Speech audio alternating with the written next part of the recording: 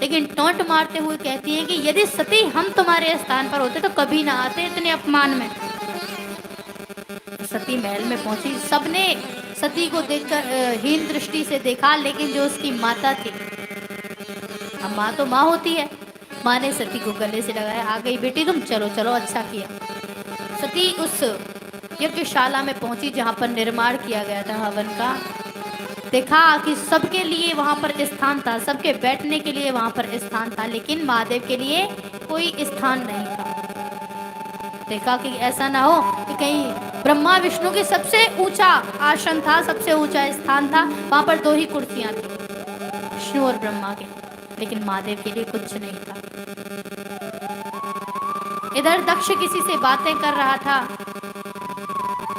तो दक्ष ने कहा भृगु ऋषि से कि जिन लोगों को समाज में बैठने का ढंग नहीं है, जो मरघट वगैरह की, मरघटों की जो भस्म अपने शरीर पर लपेटता हो, पिच्छू और सर्प गले में डालता हो, असम्माननीय व्यक्तियों का यहाँ पर क्या कार्य है। अब सती ने सुन लिया। सती ने जैसे ही सुना अपमान सहन न कर पाई और सती ने दक्ष से कहा कि ए दक्ष, मुझे खेद है इस बात का, मुझे बड़ा दुख है कि मेरे महादेव ने मुझे बार बार मना किया तेरे यहाँ आने पर, बार बार मुझसे मना किया, लेकिन मैं फिर भी नहीं मानी, मैंने उनसे झगड़ा किया तेरे ऊपर। अब यदि यहाँ से मैं जीवित वापस गई तो मुझे दक्षायनी कह करके पुकारेंगे, और तेरे नाम से यदि मुझे संबोधित किया जाए तो मैं कदापि बर्दाश्त नहीं कर सकती। और ये शरीर मुझे तेरे कारण मिला है, तेरी वजह से मिला है, इस शरीर को ही मैं नष्ट कर दूंगी जो तुझसे जुड़ने का मेरा कोई कारण है। और अपने आप को उसी यज्ञशाला में जला करके भस्म कर दिया जहां पर हवन होने वाला था। अब जैसे ही सती ने अपने आप को भस्म किया, पूरी यज्ञशाला में हाहाकार मच गया। नंदेश्वर दौड़ करके गया कैलाश पर्वत पर। इधर महादेव ने जैसे ही सुना तो तांडव करने लगे। महादेव ने अपनी जटा को जमीन पर फेंक करके मारा तो उससे एक प्राकट हुआ वीरभद्र का। बोलिए वीरभद्र भगवान की जय हो। वीरभद्र का प्राकट हुआ और महादेव ने कहा कि दक्ष की सारी यज्ञशाला का विध्वंस कर दो, नाश कर दो। सारे यज्ञशाला का विध्वंस किया, नाश कर दिया सब कुछ। कैलाश पर्वत पर वापस लौट करके वीरभद्र आया और वीरभद्र ने महादेव से कहा कि सब कुछ नष्ट हो चुका है। इधर तांडव अभी भी चल रहा था, काफी समय हो गया। ब्रह्मा विष्णु सभी लोग महादेव के पास पहुंचे कि ये तो अपशगुन हो जाएगा, यदि ये यज्ञ पूरा नहीं किया गया तो ये तो गलत होगा। तो उस यज्ञशाला को पूर्ण करवाने के लिए महादेव के सामने सभी देवी देवताओं ने स्तुति की और स्तुति की। तब महादेव थोड़े से शांत हुए, उनका क्रोध थोड़ा शांत हुआ और यज्ञशाला को पूर्ण करवाया। लेकिन महादेव ने कहा इस यज्ञशाला को पूर्ण करने में हमारा क्या फायदा, हमारा यहाँ पर कोई नाम ही नहीं है, कोई आहुति हमारे नाम से दी नहीं जाएगी। तब भगवान श्री हरि ने कहा कि यज्ञशाला में जो अवशिष्ट सामग्री बचेगी वो आपके नाम से जानी जाएगी। और यज्ञशाला इस प्रकार से पूर्ण हुआ। बोलिए नीलकंठ भगवान की जय हो। आइए इससे पूर्व अब थोड़ा सा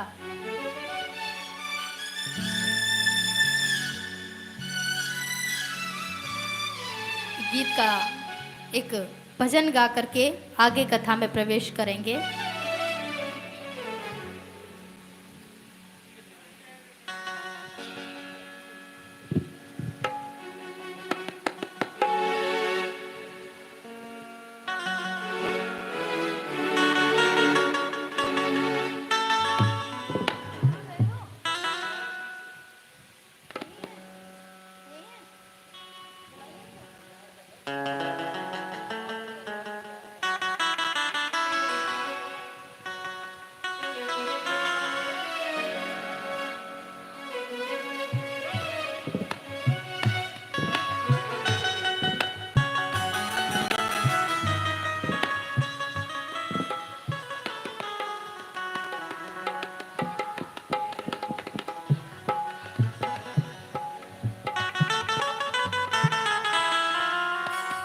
देखिए सबके नैनों में कौन समाया हुआ है?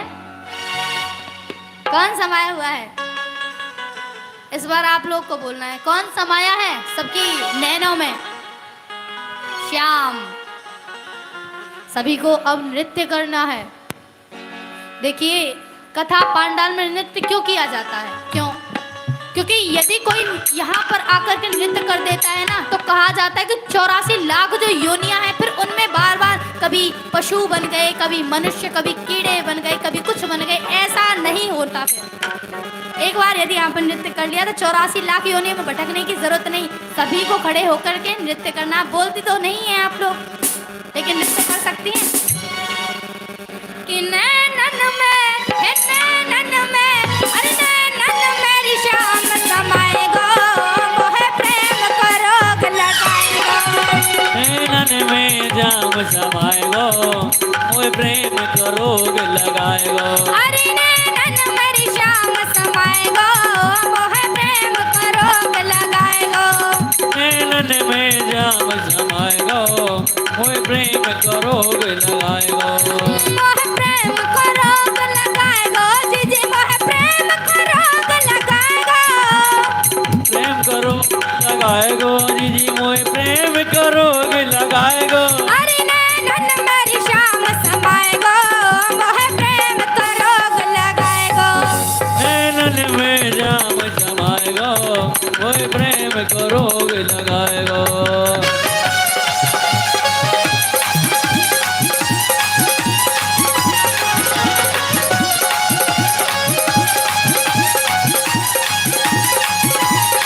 आप तो खड़े होकर के नृत्य कीजिए, खड़ी हो जाइए।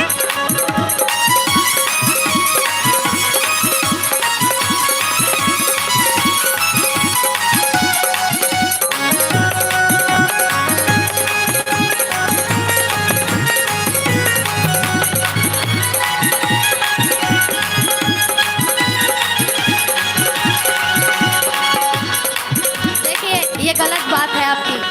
यदि कोई शादियों में अगर गाने चल रहे होते ना, वैसे ज्यादातर माताएं नाचती हैं कौन से?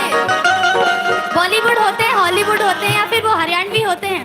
उन पे तो 1 सेकंड में डांस करने के लिए खड़े हो जाते हैं आप लोग। यहाँ पे तो नृत्य हो रहा है, वहाँ पे सब लोगों को दिखाते हैं, लेकिन यहाँ पे ठाकुर जी को दिखाना है तो क्या इतना नहीं कर सकते? अब गाना तभी प्रारंभ होगा जब आप सभी लोग खड़े होंगे। तो खड़े हो जाइए, पहले खड़े हो जाइए, शर्माइए मत, खड़े हो जाइए, खड़े हो जाइए, खड़े हो जाइए।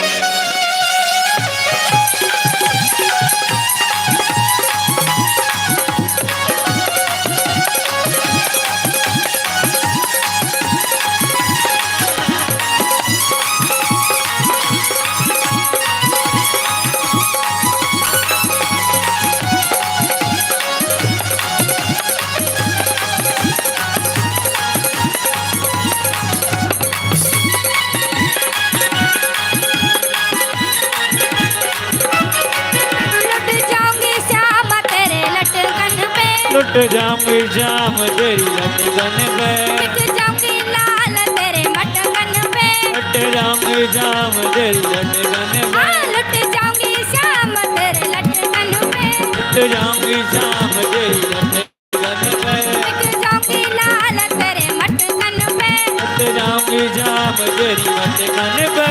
अरे गैल गिरा रे पाएगा, वह प्रेम करो के लगाएगा।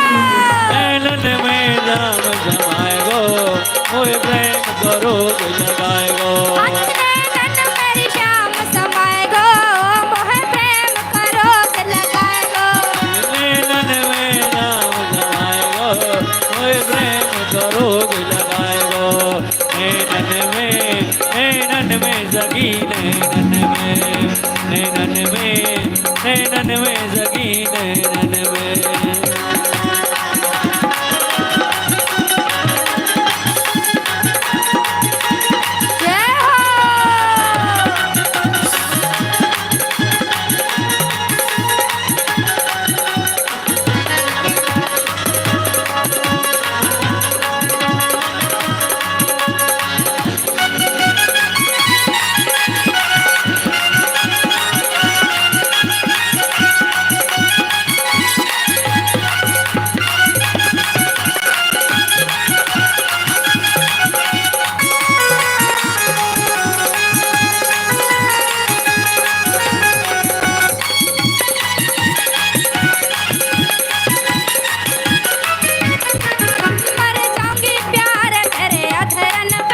मर जाऊंगी श्याम तेरी अधरन पे, मिट जाऊंगी कन्हैया तेरे नैनन पे, मिट जाऊंगी कन्हैया तेरी नैनन पे, हाँ मर जाऊंगी श्याम तेरे अधरन पे, मर जाऊंगी श्याम तेरी अधरन पे, मिट जाऊंगी कन्हैया तेरे नैनन पे, मिट जाऊंगी कन्हैया तेरी नैनन पे। वो तो तिरछी है तिरछी, वो तिरछी नजर चलाएगा, मोह प्रेम का रोग लगाएगा।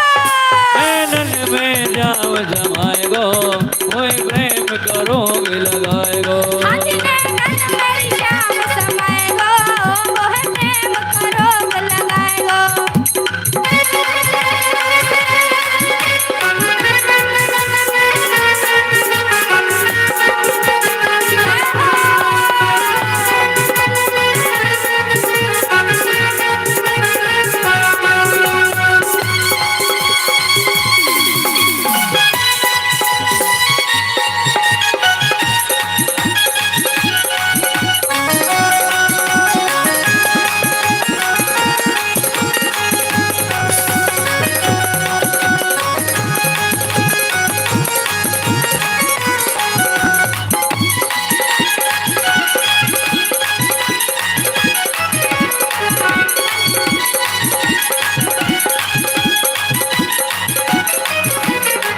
बलिहारी रे कुंवर तेरे अलकन पे, बलिहारी कुंवर तेरी अधरन पे, तेरी बेसर के मोती छलकन पे, तेरे केसर के मोती झलकन पे, बलिहारी रे कुंवर तेरे अलकन पे, बलिहारी कुंवर तेरी अधरन पे, तेरी बेसर के मोती छलकन पे, तेरी केसर के मोती झलकन पे। सपने में हाँ। सपने में ओ। सपने मेरी हसबत राएगो, मोह प्रेम का रोग लगाएगा। नैनन में जाम जमाएगो, मोह प्रेम का रोग लगाएगो।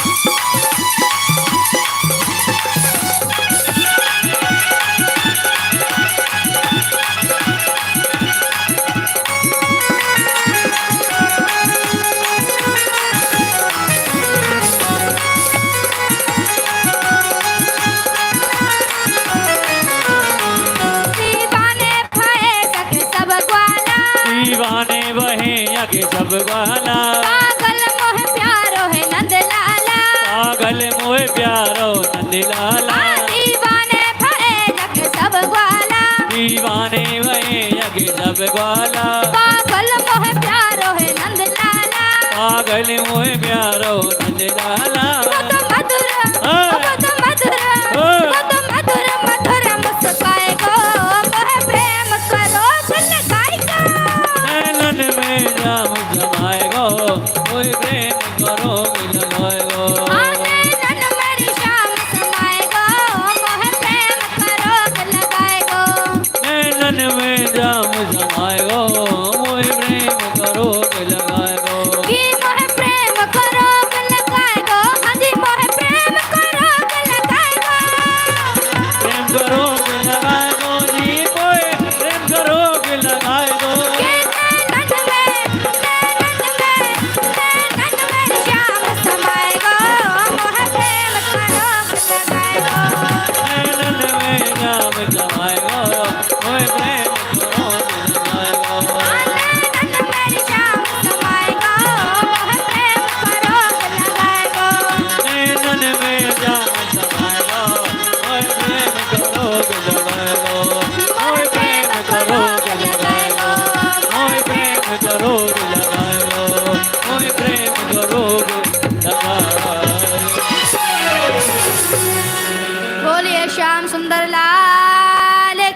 ये हूँ।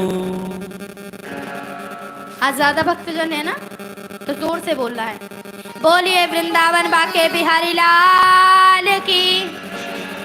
आवाज नहीं आई, इतनी आवाज नहीं आई, मतलब जितने लोग हैं उतना अच्छा नहीं लगा। फिर से बोलिए राधा रानी सरकार की। इस बार लगा, मतलब राधा रानी का ज्यादा बोला वाला है ना, राधा रानी के ज्यादा भक्त हैं, अच्छी बात है। तो आगे की कथा में हम लोग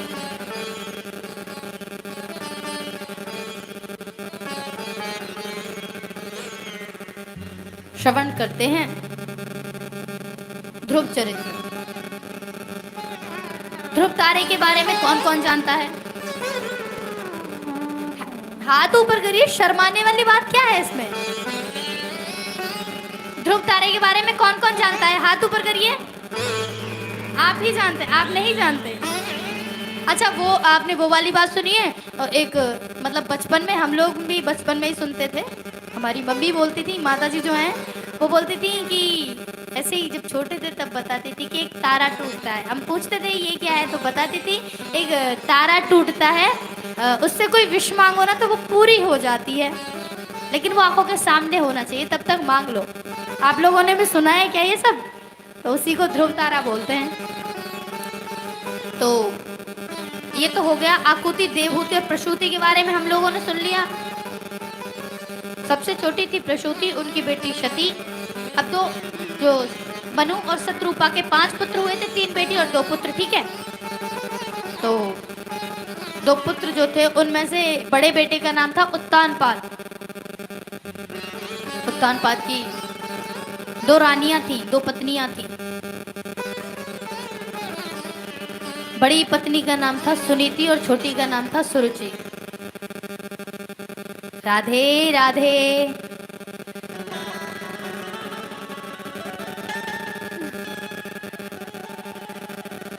तो राजा उत्तानपाद की 2 पत्नियां थी, बड़ी का नाम था सुनीति और छोटी का नाम था सुरुचि। जो सुनीति थी वो नीति के अनुसार चलती थी, शास्त्रों की नीति के अनुसार, मतलब बहुत अच्छी, गुणवान, एकदम धर्मशिला, बहुत अच्छी थी। और जो सुरुचि थी वो बड़ी सुंदर थी, सुनीति से थोड़ी सुंदर। सुरुचि का विवाह हुआ। सुनीति जो बड़ी वाली रानी थी, उनको एक पुत्र था जिसका नाम था ध्रुव। अब जैसे छोटी रानी आई तो देखा, छोटी रानी ने कि जो बड़े राजा का मोह है वो बड़ी रानी की तरफ ज्यादा है। रानी को ईर्ष्या होने लगी, जलन होने लगी। बड़ी ज्यादा सुंदर थी सुरुचि, तो महाराज को प्रसन्न करने का कोई भी अवसर नहीं जाने देती थी। महाराज का झुकाव थोड़ा छोटी रानी की तरफ होने लगा। तो समय पा करके एक बार सुरुचि ने कहा कि हम आपसे कुछ मांगना चाहते हैं। महाराज बोले मांगिए, क्या मांगना है आपको? बोले वचन दो कि जो हम मांगेंगे वो आप हमें देंगे। महाराज जी का वचन देते हैं, मांगो तो सही। बोला आप, बोली आप अपनी बड़ी रानी को छोड़ दीजिए। अब उत्तानपाद ने जब ये सुना तो बड़े एकदम, ये आप कैसी बातें कर रही है? अब जानती भी आप क्या बात कर रही है? बोले आपने हमें वचन दिया है, ये बात याद रखिए, और आपसे कभी कुछ मांगा नहीं है हमने। वचन से आप पीछे मुकर गए तो वैसे भी आप महाराज हैं, ये देख लीजिए, कोई दिक्कत नहीं। महाराज ने कहा हम ऐसा नहीं कर सकते। बोलिए आप अगर उन्हें नहीं छोड़ सकते तो हम फिर जा रहे हैं, हमें छोड़ दीजिए। तो महाराज बड़े धर्म संकट में। बड़ी रानी बड़ी अच्छी थी, अब वादा किया था तो भाई वचन दिया था, निभाना तो था ही। महाराज ने बड़ी रानी को अपने महल से निकाल दिया। जो सुनीति थी उसकी गोद में बच्चा था, 4 महीने का ध्रुव, बालक ध्रुव। 4 महीने के बालक को ले जा करके उस राज्य में ही नहीं रही वो, उस राज्य को ही छोड़ दिया। राज्य की सीमा पर जाकर के एक छोटी सी कुटिया बनाई, उसमें जाकर के रहने लगी। समय पाकर के छोटी रानी को एक बेटा हुआ जिसका नाम था उत्तम। कथा बड़ी अच्छी है, कथा सुनिए, प्रसाद तो बाद में मिलेगा ही। प्रसाद की तरफ मत देखिए, प्रसाद बगैर लिए तो खैर कथा को भी पूर्ण नहीं माना जाता। प्रसाद यदि ना पाओ कथा का, तो प्रसाद तो मिलेगा, लेकिन कथा ज़्यादा इम्पोर्टेंट है अभी फिलहाल के लिए। तो बड़ी रानी महल की सीमा पर जाकर के रहने लगी कुटिया बना करके। समय पाकर के छोटी रानी को एक बेटा हुआ जिसका नाम था उत्तर। अब जो बड़ी रानी का बेटा था बालक ध्रुव, वो बड़े होने लगे, लेकिन उसी राज्य में पाठशाला के लिए उसी राज्य में जाते थे जो उसके पिता का राज्य था। ध्रुव ने एक बार कहा कि भैया आज हमारा मित्र नहीं आया। क्यों नहीं आया? बोले वो इसलिए नहीं आया क्योंकि अपने पिताजी के साथ में भ्रमण करने गया है वो कहीं। अब ध्रुव ने सोचा ये पिता सुना तो है, लेकिन आज माँ को जाकर के पूछूंगा हमारे पिता कहाँ हैं। तो जल्दी से अपनी पाठशाला खत्म की, घर पर गया और माँ से जाकर के पूछने लगा कि माँ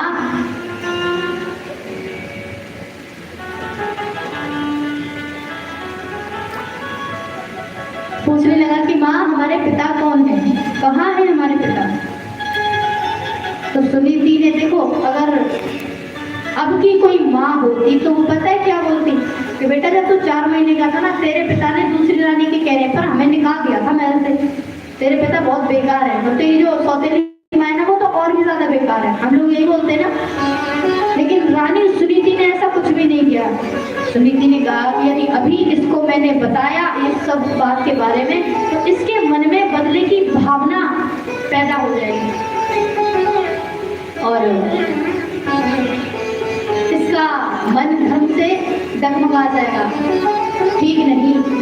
तो रानी सुनीति ने कहा क्या बेटा तुम अभी से आकर के कैसी कैसी बातें करने लगे, पहले खाना खा लो, उसके बाद सब बताऊंगी जो भी पूछोगे, पर पहले खाना खाओ। अब रानी ने ध्रुव को भोजन करवाया। छोटा सा बालक था ध्रुव, भूल गया, 5 वर्ष का बालक था, भूल गया सब। थोड़ी देर और हुई, दूसरा दिन निकल करके आया। दूसरे दिन पुनः याद आया, अरे कल माँ से ये पूछना तो भूल गई कि पिता कौन है। अब बालक ध्रुव भी जैसे ही पाठशाला से निकले तो बालक ध्रुव ने अपने मित्रों से कहा, भाई सबको सबके माता पिता की पता है, हमें हमारी माता की पता, हमारे पिता कौन है ये तो हम जानते ही नहीं। बालकों ने जैसे ही सुना, बालकों ने कहा, ओहो ध्रुव तुम्हें पता भी है, तुम किसके बेटे हो? बोले हमें नहीं पता हमारे पिता कौन है। बालकों ने कहा, हम तो साधारण पिता के पुत्र हैं, लेकिन तुम पता है किसके पुत्र हो? बोले किसके? कि इस राज्य के ही नहीं, जो चक्रवर्ती सम्राट है ना, अब वो तुम्हारे पिता ही हैं, राजा उत्तानपाद तुम्हारे पिता उत्तानपाद हैं, जो आगे सम्राट है, राजा है। तो ध्रुव ने सोचा, अच्छा ऐसा भी है क्या? बोले हाँ। तो ध्रुव ने हाथ जोड़े सबके सामने कहा, भैया हमें हमारे ना पिताजी से मिला दो, हम एक बार उनको देखना चाहते हैं, हमने उनको कभी देखा ही नहीं। बालकों ने कहा, बस इतनी सी बात, अरे वो तो तुम्हारे पिता है, तुमसे तो 1 सेकंड में मिल लेंगे, कोई दिक्कत नहीं, चलो आज शाम को ही मिलने चलते हैं। ध्रुव ने कहा, आज शाम को, आज पाठशाला नहीं जाएंगे, आज वहीं पे जाएंगे, अपने पिताजी का दर्शन करना है। सभी बालक ध्रुव को लेकर के महल में पहुंचे राजा उत्तानपाद के में। तो राजा उत्तानपाद उस समय छोटी रानी के बेटे उत्तम को खिला रहे थे। गोद में बैठ के सिंहासन पर बैठे थे और गोद में बैठा था बालक को खिला रहे थे। तो राजा को पता चली, मतलब जैसे हम लोग नीचे की साइड देखते हैं तो दिखता है सामने वाला कि सामने से कोई आ रहा है थोड़ा सा। तो राजा को दिखा कि कोई कुछ बालक है, लेकिन चेहरे की तरफ नहीं दिखा। तो ध्रुव तो बड़ा चालाक बालक था, बड़ा चतुर। तो ध्रुव ने इस प्रकार से प्रणाम किया कि राजा को उसकी तरफ देखना ही पड़ा। ध्रुव ने कहा कि मैं उत्तानपाद पुत्र महाराज श्री के चरणों में वंदन करता हूँ। अब जैसे ही महाराज ने अपना नाम सुना कि उत्तानपाद पुत्र,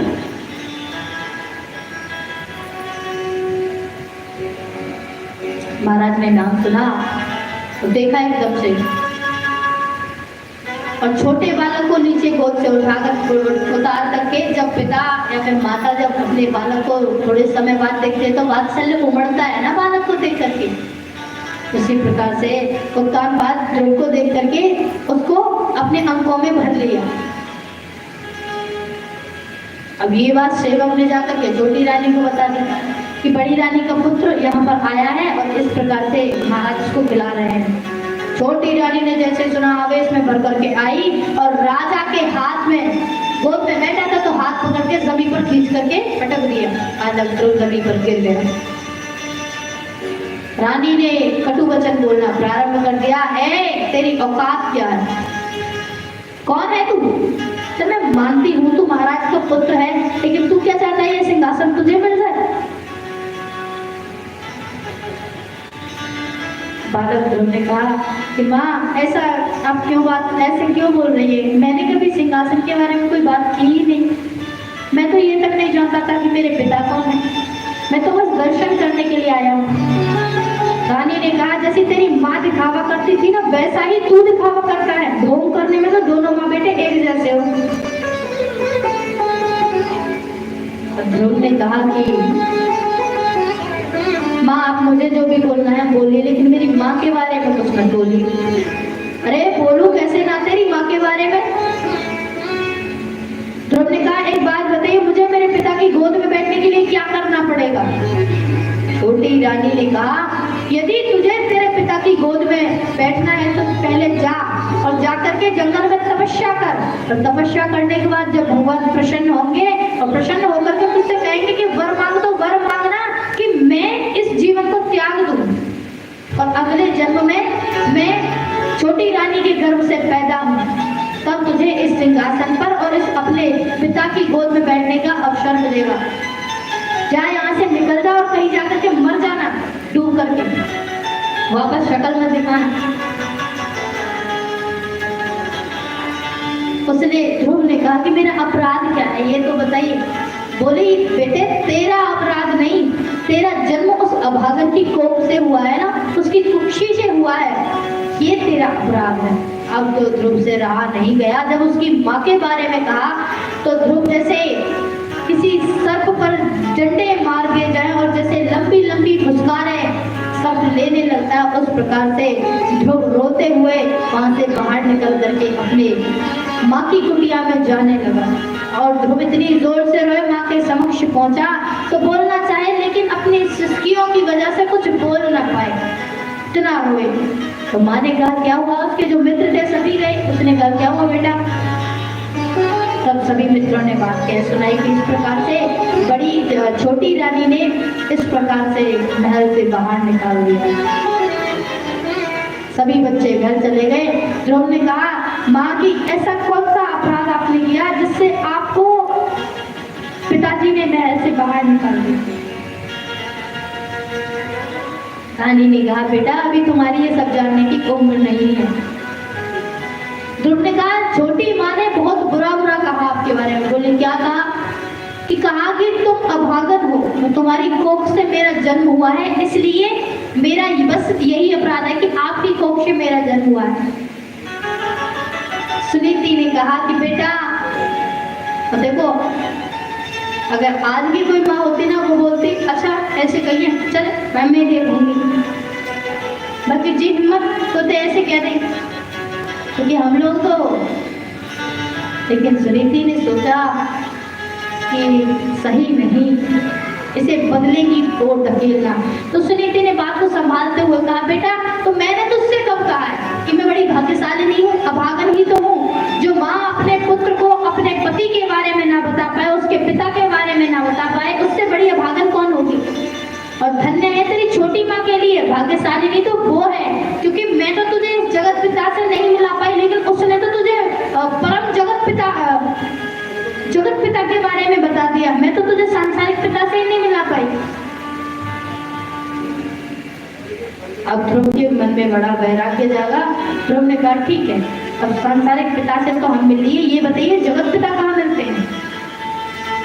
तो सुनीति ने कहा बेटा सर्वत्र, वो तो सर्वत्र हैं,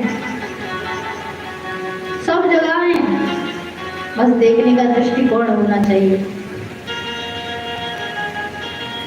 ध्रुव ने कहा कैसे मिलेंगे? सुनीति मैया ने कहा, अभी तुम छोटे हो, ये सब जानने की तुम्हारी उम्र नहीं, चलो सो जाओ। तो रात को ही ध्रुव ने अपना घर छोड़ दिया, घर छोड़ करके जंगल की ओर निकल गए। अब जंगल की ओर निकले तो वहां पर उसको कौन मिले? नारद जी, देवर्षि नारद। तो देवर्षि नारद मिले। देवर्षि नारद ने देखा कि एक छोटा सा बालक है, तो वो जंगल की ओर चला जा रहा है। देवर्षि नारद ने कहा कि चलो देख करके पूछते हैं क्या बात है। पूछा, बेटा कौन हो, कहाँ से आए हो, कहाँ जा रहे हो? तो ध्रुव ने सारी बात सुनाई कि मेरी बड़ी माँ ने मुझे जन्म दिया, मेरी छोटी माँ ने मेरी माँ के साथ में ऐसा किया। तो नारद जी ने कहा, बस इतनी सी बात, और तुम अपनी परीक्षा लेने लगे नारद जी की, लौट जाएगा वापस कि नहीं? तो बोले, इतनी सी बात के लिए तुम भगवान से मिलने के लिए चले आए, बेटा घर के लिए लौट जाओ, इतने हिंसक प्राणी है यहाँ पर, तुम्हारा बाल भोग कर जाएंगे, पता भी नहीं चलेगी। ध्रुव ने कहा कि कुछ भी हो जाए, अब मैं घर जाने वाला तो नहीं हूँ, आप मुझे जगत पिता के बारे में बताइए कि जगत पिता कहाँ मिलेंगे? तो नारद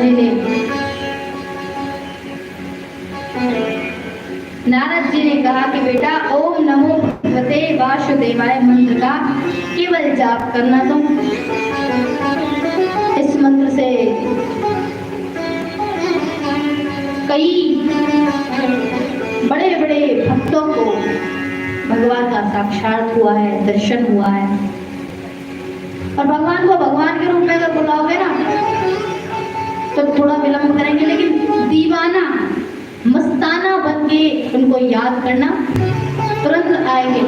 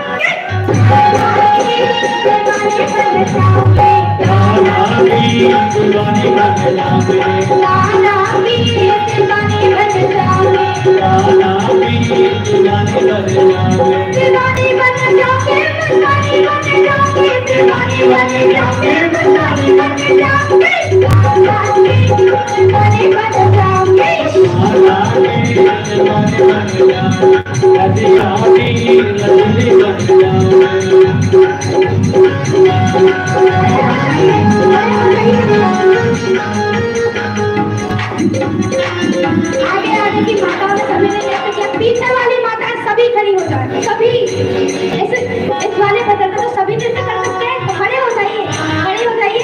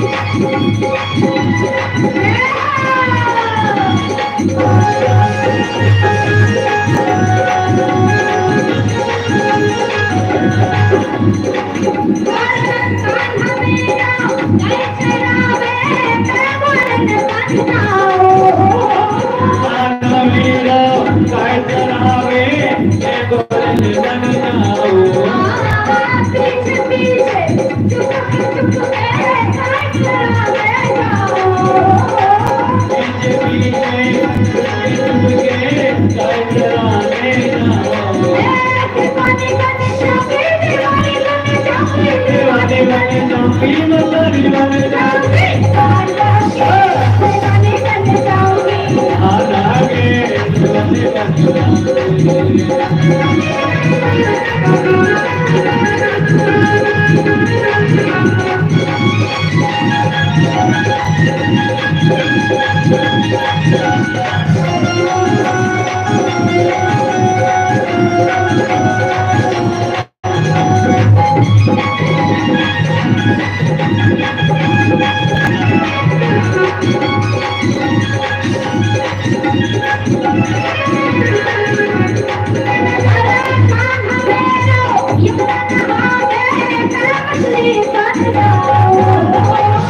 आना मेरा जमुना नहाने मैं मछली बन जाऊं।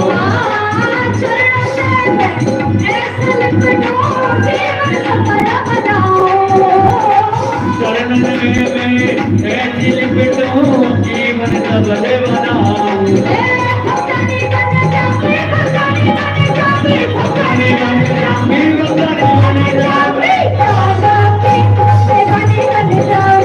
आना के जीवन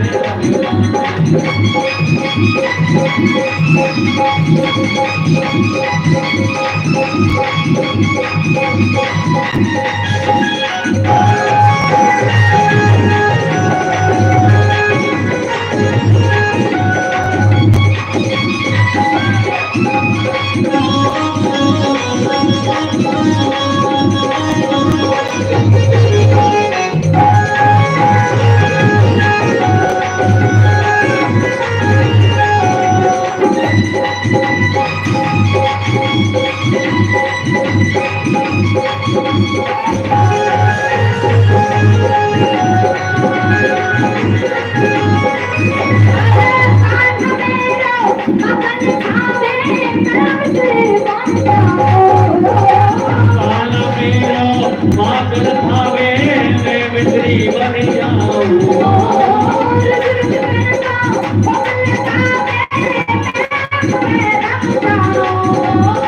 दूसरे जगह में भोला जाऊं, मन में रब जाऊं। जाने बन जाऊंगी, जाने बन जाऊंगी। राधा की दीवानी बन जाऊं, रसिया की रसीली बन जाऊं। दीवानी बन जाऊंगी, राधा की दीवानी बन जाऊं।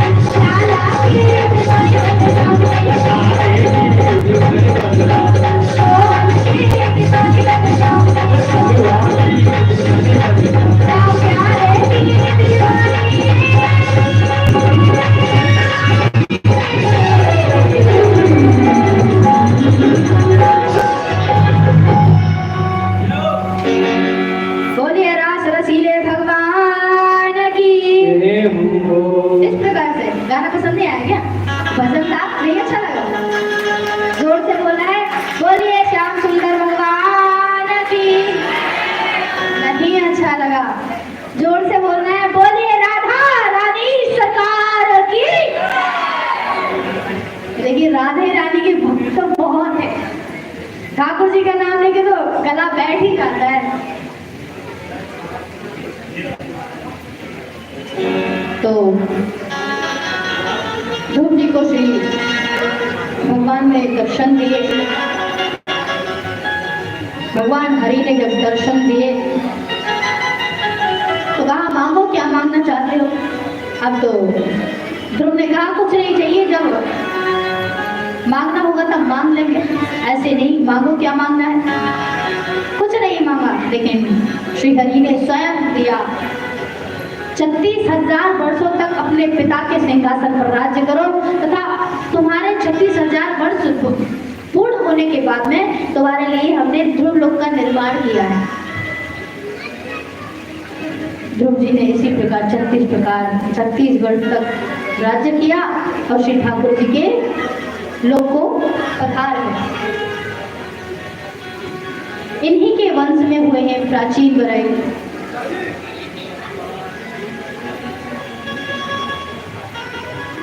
इनके वंश में हुए हैं बैन के अंग के प्राचीन वरही। सभी धर्मात्मा थे, लेकिन जो प्राचीन वरही थे वो क्या करते थे पता है? यज्ञों में आहुतियां दिया करते थे। वो भी किसकी? जीव जंतुओं की। जैसे भेंट देते हैं ना, बकरी की और पता नहीं किस किस की दी जाती है। तो इस प्रकार से वो पशुओं की, जानवरों की बलि चढ़ाया करते थे। और नारद जी वहां पे पहुंचे तो नारद जी को लगा कि सभी इनके वंश में धर्मात्मा हुए हैं, लेकिन ये कैसा पापी। पूजा पाठ खूब करते थे, लेकिन एक कमी थी कि वो बलि दिया करते थे। भाई जिसको तुमने जन्म नहीं दिया उसको मारने का अधिकार तुम्हें नहीं है।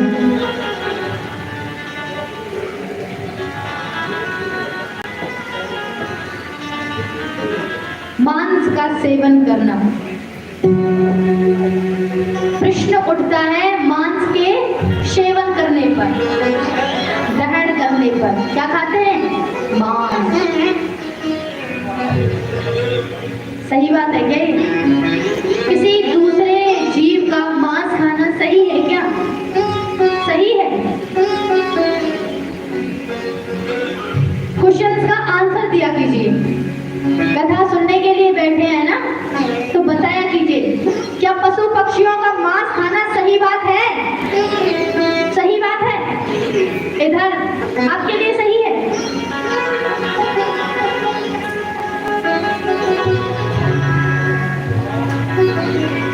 जिसको हम जन्म दे नहीं सकते, जिसके प्राण हम बचा नहीं सकते, उसके प्राण लेने का भी हमें कोई अधिकार नहीं है। मांस खाना, शराब का सेवन करना, ये तो आजकल कॉमन सी बात हो गई है, नॉर्मल बात हो गई है। जो हाई सोसाइटीज के जो व्यक्ति होते हैं ना, उनके सामने जैसे ड्रिंक वगैरह करते हैं, तो उनके सामने अगर ये बोल दिया जाए ना कि हम शराब नहीं पीते, ऑफर करेंगे आपको शराब, और यदि आप ये बोल देते हैं कि नहीं हम शराब नहीं पीते, तो उनका रिएक्शन कुछ ऐसा होगा जैसा कि आपने कितना बड़ा अपराध किया। अरे तुम शराब नहीं पीते, तुम शराब नहीं पीते, ये तो शौक होते हैं अमीरों के, तुम शराब का सेवन नहीं करते। यदि कोई व्यक्ति बोल दे कि हम शराब नहीं पीते, तो उसको उस दृष्टि से देखा जाता है, हीन दृष्टि से, क्योंकि उनकी जो हाई सोसाइटी है उसकी पहचान होती है ड्रिंक करने से। क्या सही बात है ये? सही है? तो जो प्राचीन वरही थे वो बलि दिया करते थे,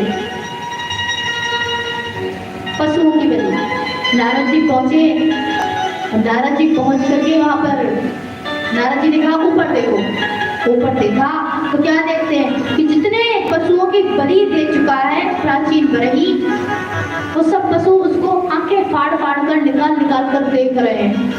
वो डर गया, उसने कहा ये सब मुझे इस प्रकार से क्यों देख रहे हैं? तब नारद जी ने कहा पता है कौन है? बोले मुझे नहीं पता। बोले ये सब वही हैं जिनकी बलि तुमने दी है, यज्ञों में जिनकी तुमने बलियां दी है, ये सब वही हैं। अब वो डरा, ऐसे क्यों देख रहे हैं? नारद जी ने कहा ये तुमसे बदला लेना चाहते हैं। भाई तुमने इनको मारा है पिछले जन्म में, इस जन्म में तुम्हें भी मरना पड़ेगा। एक छोटी सी कहानी के माध्यम से समझते हैं इसको कि एक राज्य में से 4 चोर थोड़े से धन की चोरी करके, थोड़ा सा क्या बहुत धन था, धन की चोरी करके भागे राज्य से। अब राज्य से जैसे भागे तो राजा को पता लगी, राजा ने अपने सैनिकों को पकड़ने के लिए उन चोरों को भेज दिया कि जाओ पकड़ करके लाओ। तो उन्होंने वो सारा धन एक पेड़ के नीचे छिपा दिया, एक पेड़ के नीचे छिपाया। तो वहां पर एक ऋषि की कुटिया थी। अब सैनिकों को जब कुछ नहीं मिला तो वापस लौट गए। तो अंधेरा हुआ, सभी चोर एकत्रित हुए एक स्थान पर और उस कुटिया के बाहर ऐसे ही चर्चा होने लगी किस प्रकार से धन को बांटा जाए। तो ऐसे ही चर्चा चल रही थी धन को बांटने की। तो कुटिया में से जो ऋषि रहते थे वो बाहर निकल करके आए। जब बाहर निकल करके आए तो चोर एकदम से डर गए।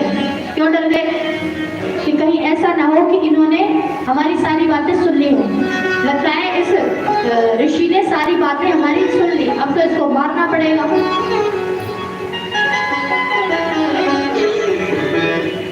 तो सभी, वैसे ऋषि ने कोई बात सुनी ही नहीं थी, लेकिन फिर भी चोरों को लग रहा था सुन लिया होगा तो फंस जाएंगे। तो पकड़ा मारने के लिए। जैसे ही पकड़ा, ऋषिवर ने कहा भैया आप तो मुझे मारना तो चाहती हो लेकिन मेरी एक इच्छा है। बोले क्या? कि मैं एक बार गंगा जी में स्नान करना चाहता हूँ। अब उन 4 चोरों में से 3 ने मना कर दिया कि नहीं, अगर भाग गया तो। लेकिन उनमें से एक बोला कि तो भागेगा भी तो कहाँ भागेगा, गंगा का इतना प्रवाह है कि बह के कहीं वैसे ही मर जाएगा गंगा जी में। तो अगर बह गया तो आएगा तो इधर ही लौट के। तो वो गंगा जी में उसने प्रवेश किया स्नान करने के लिए। तो वो गंगा जी का ना परम भक्त था और जैसे ही स्नान करने के लिए डुबकी लगाई तो उसने माँ गंगे का ध्यान किया और उनसे प्रार्थना की और कहा कि एक बात बताओ, मैंने इस जीवन में ऐसा कौन सा पाप किया है जो आज मुझे ये दिन देखना पड़ा? मैंने ऐसी कौन सी गलती की, ऐसा कौन सा मेरा अपराध हुआ जो मेरी इस गति से मृत्यु हो रही है? तो गंगा वहां प्रकट हुई और प्रकट होकर के पता है क्या कहा? कि तुमने इस जन्म में कोई पाप नहीं किया, लेकिन ये तुम्हारे कर्मों का ही अपराध है। बोले कैसे? कि तुमने जो ये तुम्हारे पिछले 4 जन्म जो बीत चुके हैं ना, और 4 जन्मों में इन चारों व्यक्तियों को एक एक करके एक जन्म में मारा था।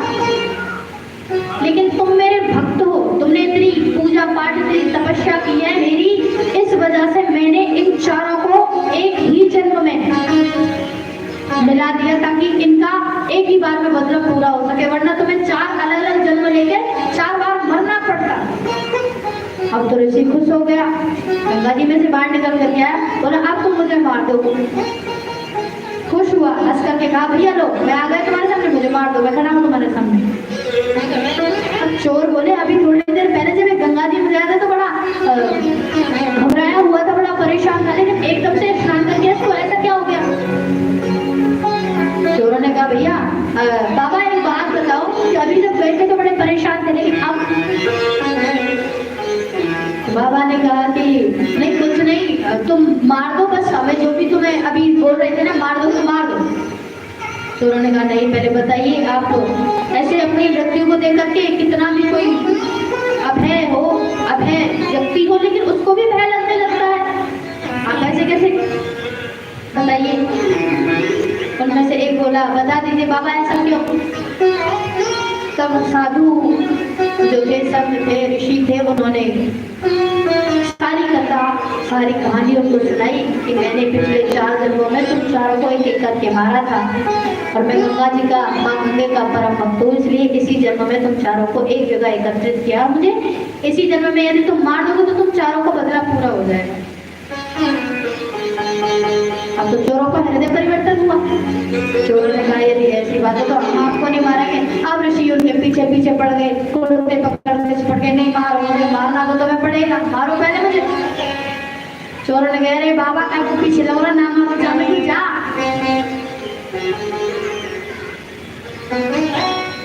तो चोरों ने कहा कि नहीं मारना चाहते आपको। बाबा ने कहा यदि नहीं मारोगे तो भैया आगे हमें जन्म लेने पड़ेंगे, तो फिर तुम हमारी यही गति करोगे। या फिर एक और उपाय है। बोले क्या? तो तुम 3 वचन भर के ये कहो कि तुमने मुझे माफ कर दिया चारों ने। तो तीनों ने इसी प्रकार 3 बार कहा था, चारों ने 3 बार कहा, त्रिवचा भरवाया। तो उसके बाद तो बाबा वहां से पुनः तपस्या करने के लिए गए। तो देखिए ये जो जन्मों का खेल है ना, आगे पिछले जन्मों का खेल, ये तो चलता है। आपका पता नहीं कौन से जन्म का दुष्कर्म आपका दुर्भाग्य बन जाए, और न जाने कौन से जन्म का सत्कर्म आपका सौभाग्य बन जाए। आप ये जो अब पूजा पाठ कर रहे हैं, ये कथा सुन रहे हैं, शायद इसका आपको फल इस जन्म में ना मिले। वैसे तो अब यही है कि जैसा हम गलत करते हैं वो हमारे सामने आ ही जाता है।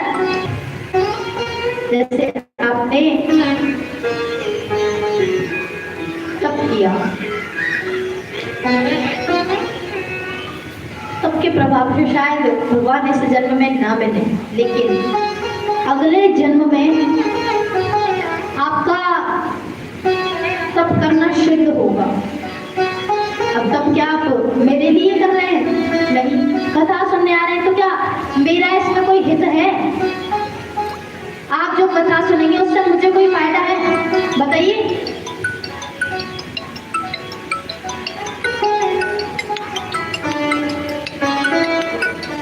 इस स्थान पर यदि हमारे ब्रजवासी होते ना, पता है कैसे होते? चिल्ला चिल्ला के नहीं ये होता, लेकिन यहाँ पे तो बताते भी नहीं। आप जब पूजा पाठ करेंगे वो आपका पूजा पाठ करना आप किसी और को लगेगा क्या? नहीं लगेगा ना। आप जो दान करेंगे वो दान करना किसी और को लगेगा क्या? नहीं लगेगा ना। ये जरूर है कि क्षण भर के लिए आप किसी की मदद कर सकते हो उन पैसों का दान करके, ठीक है।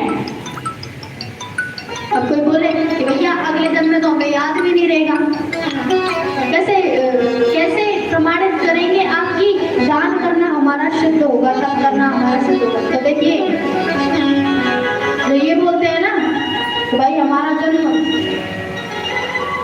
बड़ी धनवान फैमिली में हुआ है, बड़ी पैसे वाली फैमिली में हुआ है। पिछले जन्म में तो खैर किसी ने जन्मों का तो हिसाब किसी के पास नहीं, किसी ने जन्म नहीं लेके, लेकिन जो अच्छी फैमिली में जो लोग जिनका जन्म होता है, या फिर जो कन्याएं अपने मायके से थोड़ी सी परेशानी की हालत में होती है लेकिन ससुराल में बढ़िया हालत में पहुंच जाती है, या फिर ये बोलते हैं कि उसका भाग्य अच्छा था। बोलते हैं ना, हमारे तो ब्रज में बहुत बोलते हैं कि उस लड़की के पैर ना इतने अच्छे हैं कि जिस दिन से उसने कदम रखा है ना इस घर में 9 नित 12 सिद्ध हो गए। फिर आपके जन्म के जो कर्म है उन्हीं का तो फल है। यदि दान करते हैं तो दान से धन बढ़ता है। दान करेंगे तो आगे का जन्म आपका ऐसी फैमिली में होगा जिस फैमिली में कभी पैसे की कोई कमी होगी ही नहीं।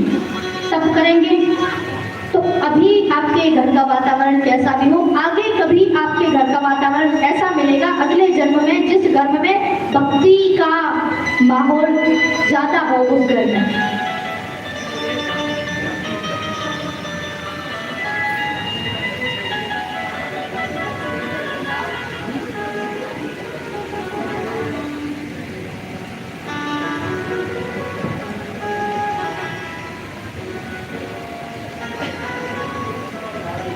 तो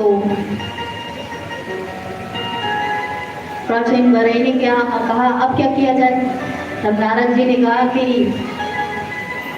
इनको निमित्त बना करके इनके नाम से श्रीमद् भागवत कथा का आयोजन करो। भैया सबकी मुक्ति होनी चाहिए तुम्हारी इसी जन्म में, सबकी मुक्ति करवाओ जिनको भी तुमने मारा है।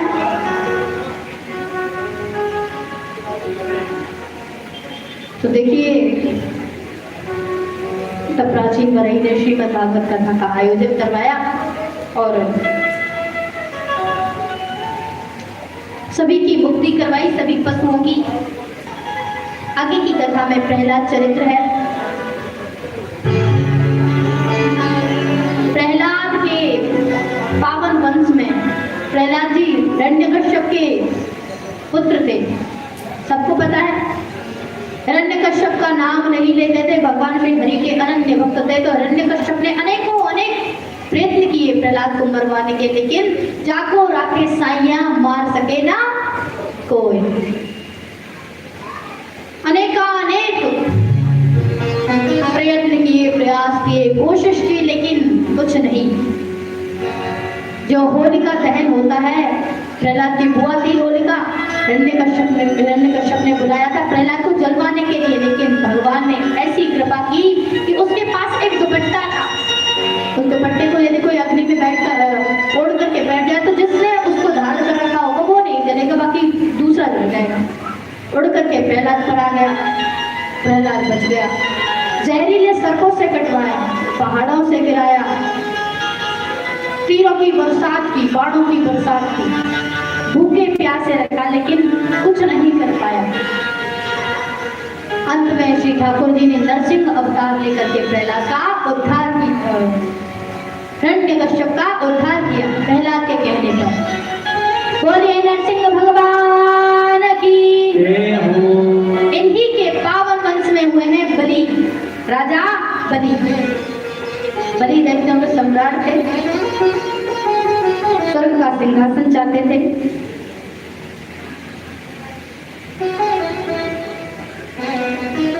तो स्वर्ग का सिंहासन चाहते थे, स्वर्ग का सिंहासन प्राप्त भी कर लिया बलि ने। अब जब प्राप्त कर लिया तो देवता इधर उधर भटकने लगे। कथा का हम श्रवण करेंगे तो तब संतों के, जो साधु संत हैं, उनके वंश में एक भगवान के अवतार का जन्म हुआ, श्री वामन भगवान का अवतार। अभी हम थोड़ी देर में उनकी झांकी का दर्शन करेंगे। बोलिए वामन भगवान की। वामन भगवान का जन्म हुआ और देवगुरु बृहस्पति, देवताओं के गुरु का नाम था बृहस्पति। तो देवगुरु बृहस्पति ने उनसे भिक्षा में त्रिलोक की संपदा मांगी और वामन भगवान उनके समक्ष आए।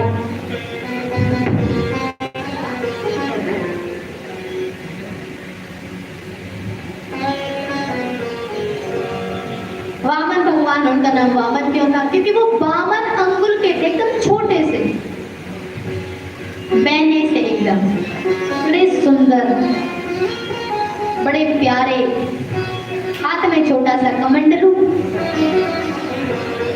बड़ी बड़ी चढ़ पादुकाएं, चटपट चटपट एकदम।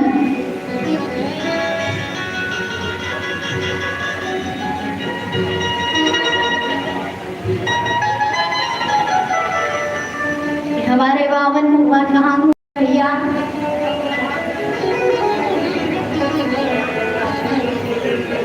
अरे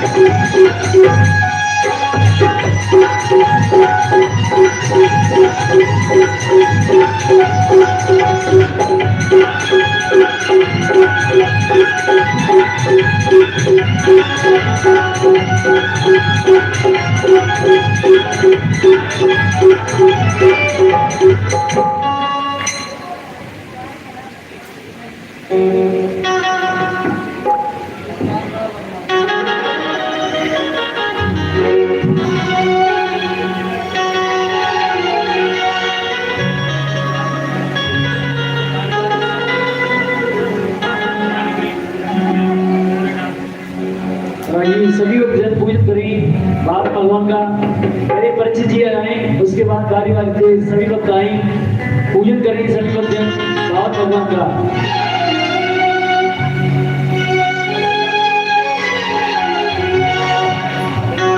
हरि बामन का भेष बनाए राजा बलि के द्वारे आए बामन का भेष बनाए राजा बलि के द्वारे पे आए हरि बामन का भेष बनाए राजा बलि को चलने आए बामन का भेष बनाए राजा बलि को डर से दिखाए राजा बलि को डर से दिखाए राजा बलि को डर से दिखाए राजा बलि को डर से दिखाए राजा बलि को डर से दिखाए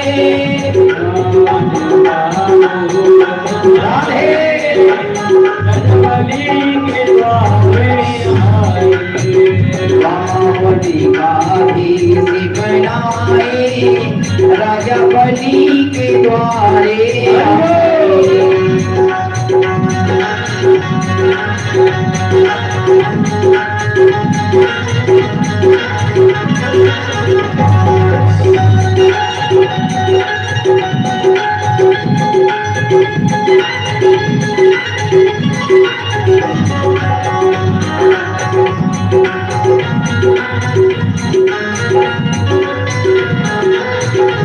उनके नन्हे नन्हे पाँव उनके नन्हे नन्हे हाथ उनके नन्हे नन्हे पाँव उनके नन्हे नन्हे हाथ उनके नन्हे नन्हे पाँव उनके नन्हे नन्हे हाथ उनके नन्हे नन्हे पाँव उनके नन्हे नन्हे हाथ पैरों में खड़े विराजे राधे बलि के नारे आए पावने का भेष बनाए राजा बलि के द्वारे आए द्वार खड़ा भगवान द्वार खड़ा भगवान कर दे रोनी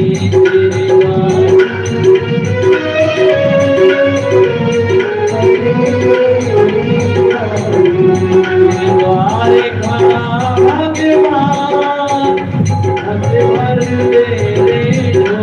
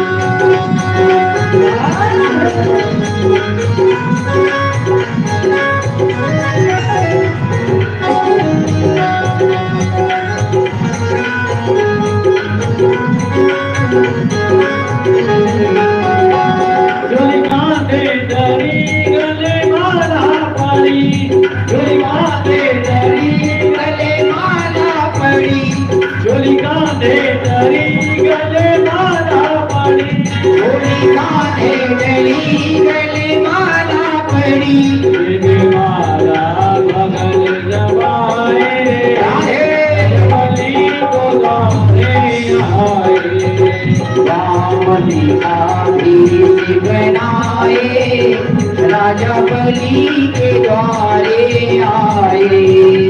राजा बलि के द्वारे आए, ओ राजा बलि के द्वारे आए, राजा बलि के द्वारे आए, ओ राजा बलि के द्वारे आए।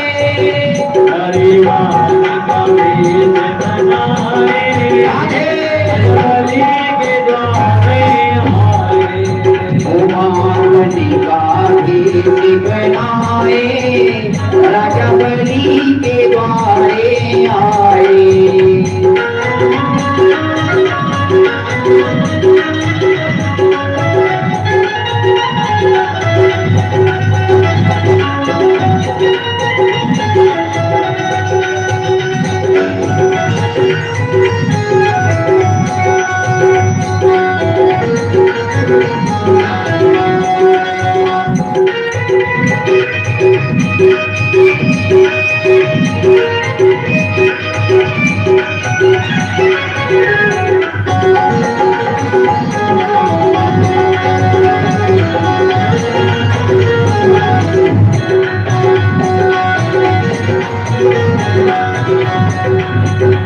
काले तिलक सो है, सिर पे चोटी सो है, काले तिलक सो है, सिर पे चोटी सो है,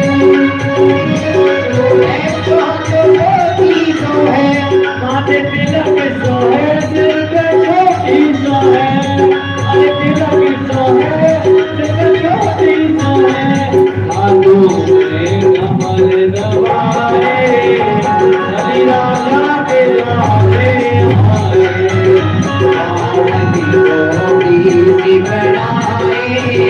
राजा बलि के द्वारे पे आए। राजा बलि के द्वारे आए, ओ राजा बलि के द्वारे आए।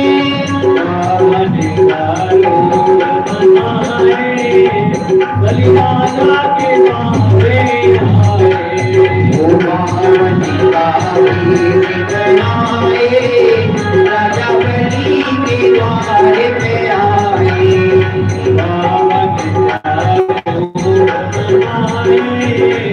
बलि राजा के द्वारे आए, बलि राजा के द्वारे आए, ओ बलि राजा के द्वारे आए।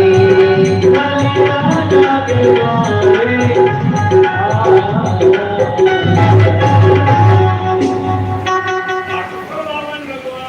बोल बामन भगवान की।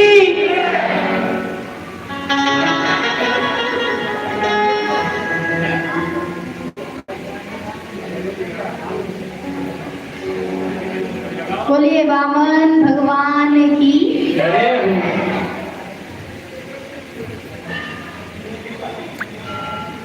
आज कथा थोड़ी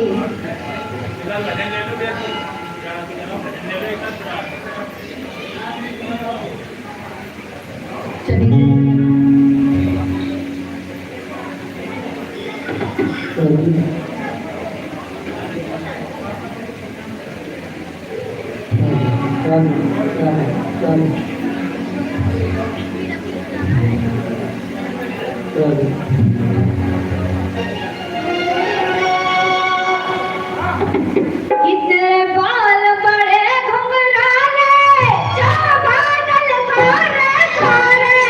तेरे बाल बड़े घुंघराले लगते हैं कारे कारे, तेरे बाल बड़े घुंघराले,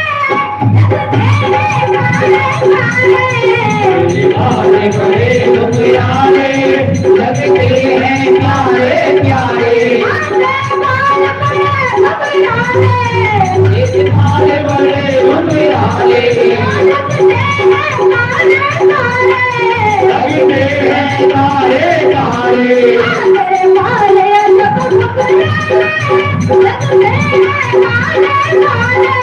मेरे वाले अगन घुंघराले लगते हैं काले काले।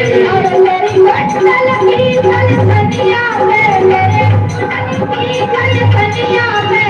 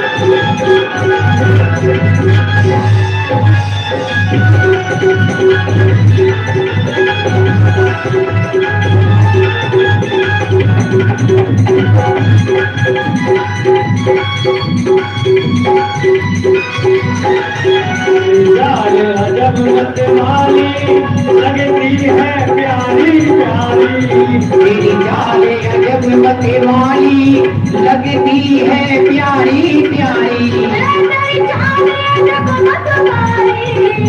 चाल अजब मत वाली लगती है प्यारी प्यारी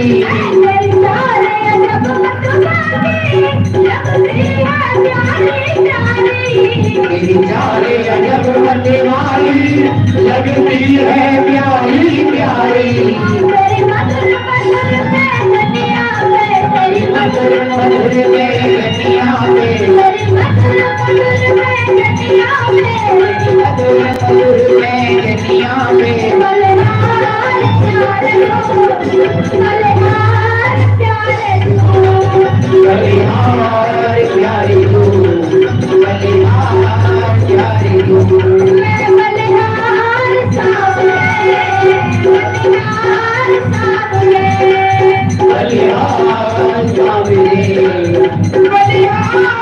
सावरे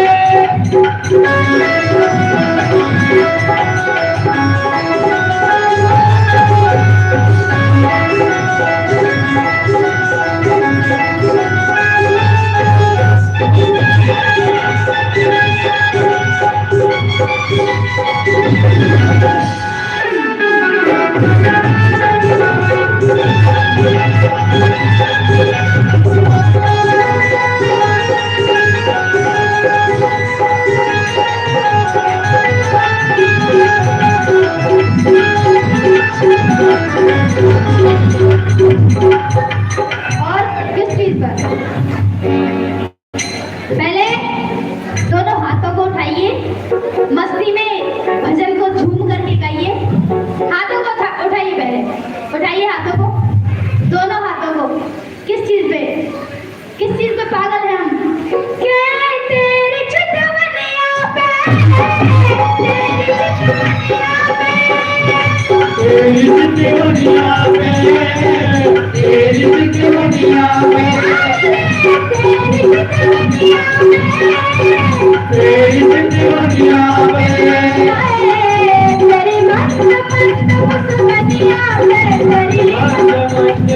गनिया में तेरी मन में मुझे गनिया में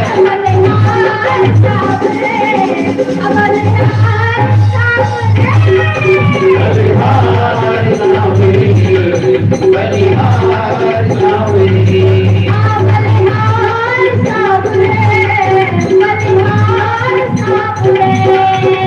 बलिहार सावरे बलिहार सावरे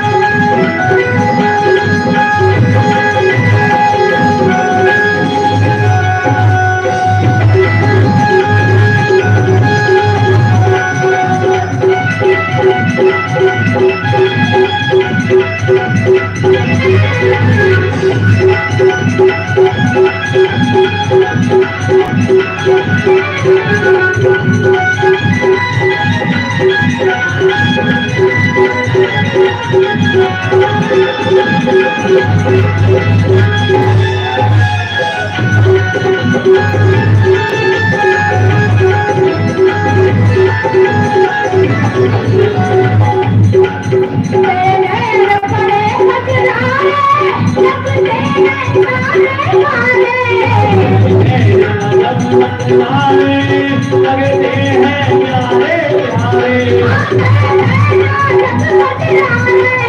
लगते हैं जब लगियारे लगते हैं प्यारे प्यारे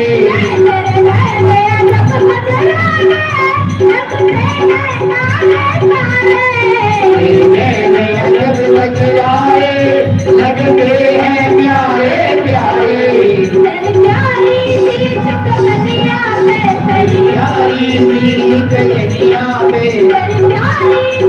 कन्हैया में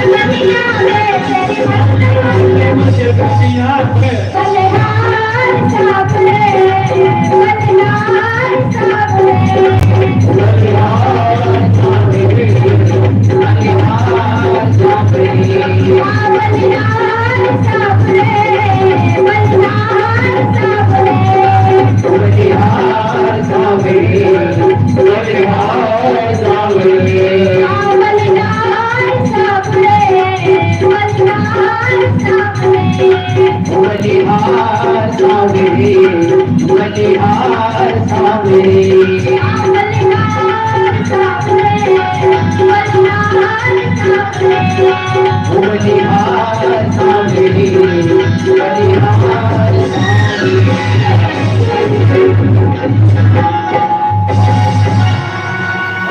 बोलिए सामने सरकार की जय हो।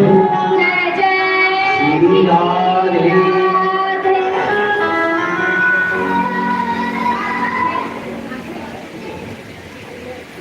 आज कथा में जितने भी श्रद्धालु भक्तजन आए हैं, कल सबको आना है और ज्यादा से ज्यादा संख्या में आना है, क्योंकि कल क्या है पता है? कल हमारे ठाकुर जी का जन्मोत्सव है, जन्म है, ठाकुर जी का जन्म है, सभी को आना है। और हाँ, 3 बजे यहाँ पर आ जाना है। पीले वस्त्र धारण करके आए ज्यादा से ज्यादा लोग, नहीं भी होंगे तब भी चलेगा, लेकिन कल आना है, ठीक है? बोलिए राधा रमण भगवान की।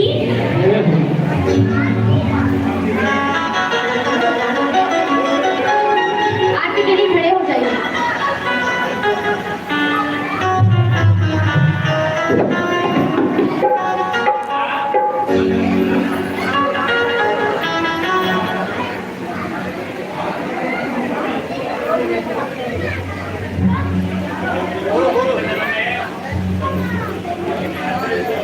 और आइए, कल मेरे बांके बिहारी का जन्मोत्सव है। सभी भक्तजन पीले वस्त्र पहन करके आए और पांडाल को गुब्बारे से सजाएं और सभी भक्तजन पूजा को लेकर के आए। कल मेरे बांके बिहारी का लेकर के आना है खिलौने, टॉफियाँ बच्चों के लिए, बच्चों के खेलने के जितने भी साधन होते हैं, ठीक है?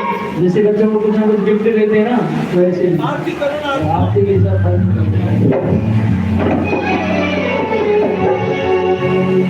मेरे माँ के बिहारी तेरी आरती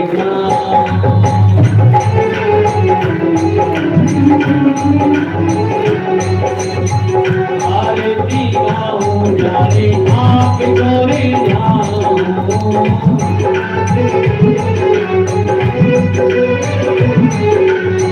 ये मेरी तेरी आरती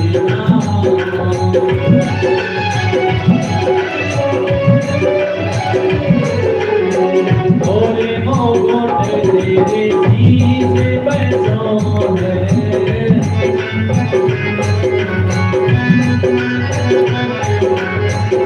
गाड़ी मने दी मेरा मने मोहे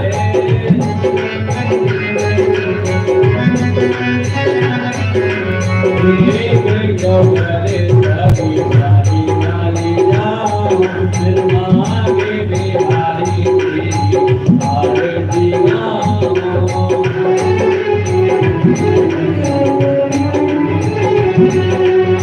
चलो से निकली है गाता प्यारी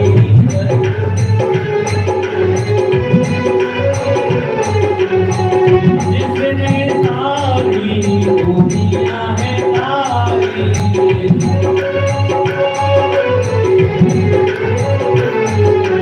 उन्हें जाने दो मेरी जीत नाम फिर आगे बिहारी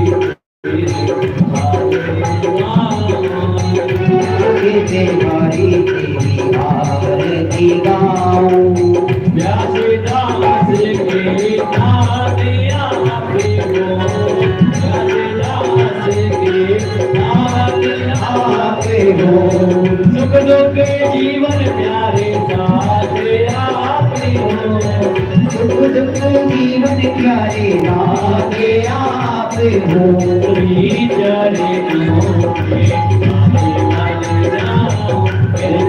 चरे बिहारी तेरी आरती गाऊं श्री हरिदास के प्यारे तुम हो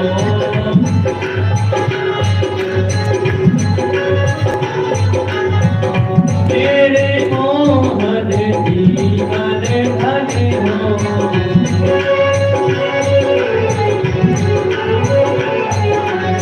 हो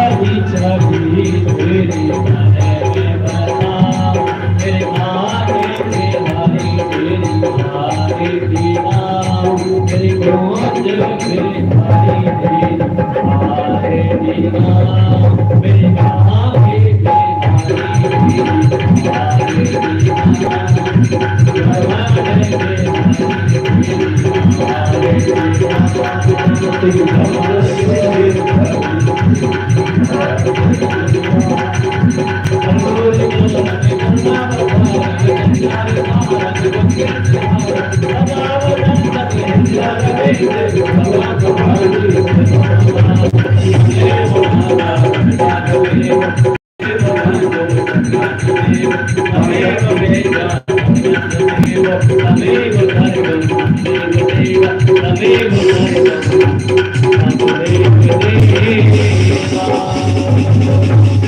बोले श्री मांगे लाल की वृंदावन बिहारी लाल की जय जय श्री देखिए कल 2:30 बजे सभी आ जाना 2:30 बजे, क्योंकि कथा कम हो पा रही है, समय बहुत कम है। 2:30 बजे आ जाना। और आज एकादशी है इसलिए फल का ही प्रसाद है, सभी को प्रेम से बोलिए।